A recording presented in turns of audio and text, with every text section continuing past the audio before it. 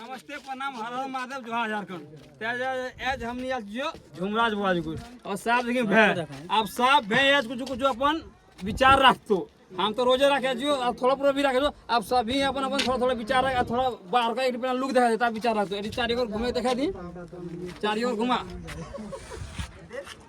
अब कितना ही ऊपर हम जो देख अब ले बोल मुना में पहले बोल तो बोल भै स्टार्ट करवाबो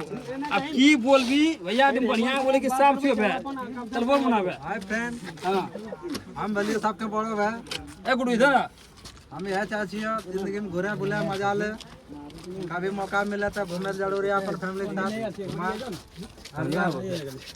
बढ़िया सब रही मिले जुले और की कहूं हमनी इंजॉय करे सब भै झाड़ी गेल छियो हम सूरज दा घर में छलो पूजा